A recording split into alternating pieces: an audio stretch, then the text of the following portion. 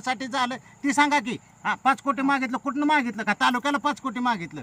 कुठल्या रस्त्या कुठनं कुठून मागितलं? ऐका साहेब, मी तुम्हाला सांगतो साहेब, तुम्हाला त्याचं कारण सांगता येणार व्यवस्थित. ऐका मी सांगतो 5 कोटी तुम्ही कुठून कुठपर्यंत मागितलं? निधी मंजूर झालेला किती किलोमीटर साठी झाला आणि काम किती किलोमीटर झालं आणि चांगल्या क्वालिटीचं किती झालं ती सांगा तुम्ही.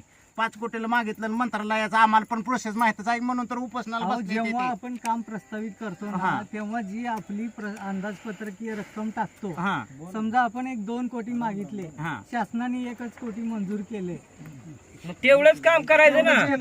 तुम्हाला कोणी जग मारायला सांगितलं आळेगाव पाठी ते गारकलो रोड करायला? हे एस्टिमेट करताना आमचे सगळे वरिष्ठ अधिकारी येऊन साईड बघतात आणि काय काय आता वरिष्ठ अधिकाऱ्यांनी तुमच्या किती जणांनी त्यावेळेस साईट डिक्लेअर केली ती बघून? आणि काय काय करायचं होतं ना आता काय ऐका, ज्यावेळेस तुमचा 1.5 कोटीचा प्रस्ताव मंजूर झाला त्यावेळेस किती वरिष्ठ अधिकारी येऊन रस्त्याचं टेक्चर काढून गेली होती? येऊन बघून गेले, सगळी बघून गेली होती का नाही? मग आता त्यांच्या सगळ्याच्या तुमच्या सगळ्याच्या सहमतीनं त्यावेळेस ठरवलं. मग आता सगळ्यांनी बोलून घेऊन का 2 दिवस झालं तुम्ही दिरंगाई करताय? तर तुम्ही सगळ्यांनी टेक्चर काढलं होतं, त्याच्यावर मटेरियल टाकलं होतं. कोण हालून देतो? आता हालाचा विषयच नाही ना, आता कोणाला सोडायचा विषयच नाही ना. आता जायचं नाही.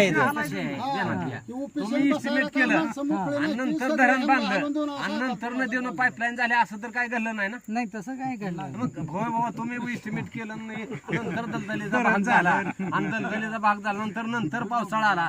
पावसाळा, उन्हाळा, हिवाळा ही ऋतू पहिल्यापासून आहे तर का आता नवीन झाले नाही? मग पाऊस बरं, काय आमची वैयक्तिक मागणी आहे का? आमच्या घराचा प्रश्न आहे का? आमच्या बांधाचा प्रश्न आहे? सार्वजनिक 10 गावाचा प्रश्न आहे रस्त्यावर?